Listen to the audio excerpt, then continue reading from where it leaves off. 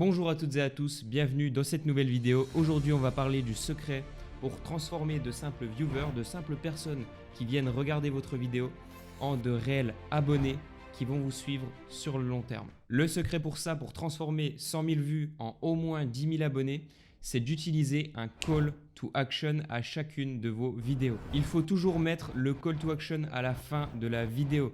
Si vous le mettez au début, ça ne fonctionnera pas. Les gens arrivent sur votre vidéo sur TikTok en scrollant.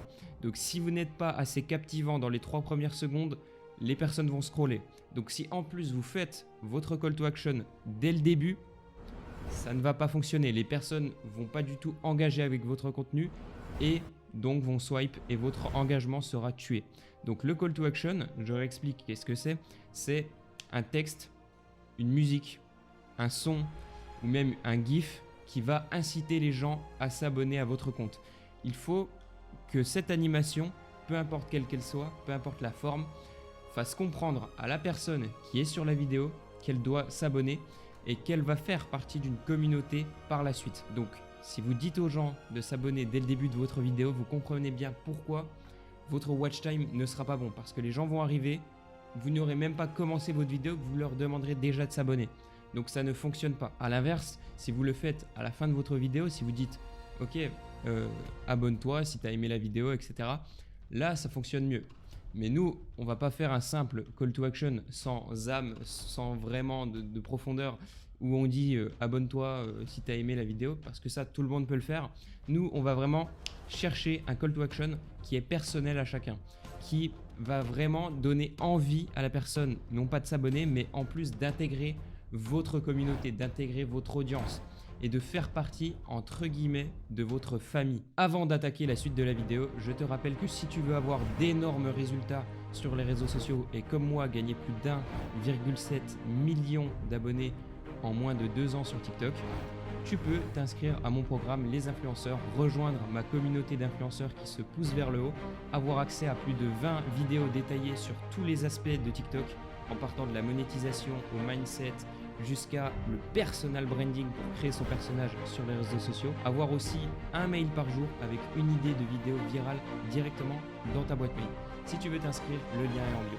Ciao. Normalement, sur les réseaux sociaux, vous avez une thématique particulière. Vous avez un personnage et il faut que ce call to action renvoie à ce personnage. Il faut que les gens se sentent spéciaux en s'abonnant à votre compte. Il faut qu'ils rejoignent une sorte de communauté, une sorte de groupe auquel ils peuvent s'identifier. Et dans votre call to action, il faut qu'il y ait le lien entre cette communauté, votre personnage et surtout entre la personne qui regarde la vidéo. Donc si on prend mon exemple, moi c'est rejoins la tribu.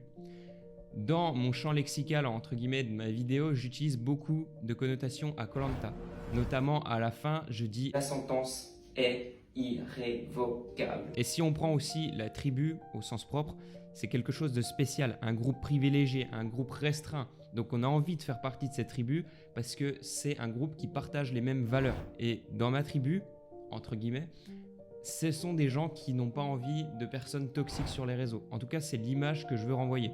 Tous les gens qui rejoignent la tribu sont des gens qui ne sont pas toxiques. Comme je juge beaucoup le comportement des autres sur les réseaux, les comportements toxiques, eh bien, les personnes qui font partie de la tribu renvoient le fait qu'elles ne le sont pas. Donc le but, vraiment, c'est de construire non pas une simple audience, non pas des personnes qui vont regarder votre vidéo, mais une réelle famille. Vous allez aussi répondre aux commentaires, vous allez engager avec votre communauté. Et le but, c'est que le call to action, ce soit vraiment personnalisé, que ce soit une partie intégrante de vous et que ça renvoie au fait que en rejoignant votre communauté, on ne va pas simplement s'abonner à votre compte, en fait, on va rejoindre aussi un système de valeurs. On va rejoindre une famille, on va rejoindre tout un tas de valeurs qui sont intégrées dans votre groupe. Donc après, pour établir tout un tas de systèmes de valeurs, ça se fait à travers vos vidéos, à travers vos TikTok.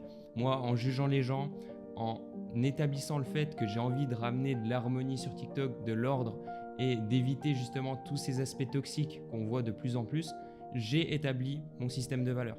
Après, c'est à vous de le faire. Peu importe la thématique dans laquelle vous êtes, peu importe. Maintenant, pour l'aspect technique, donc comme je l'ai dit, le call to action, c'est à la fin de la vidéo pendant 3 secondes, pas plus.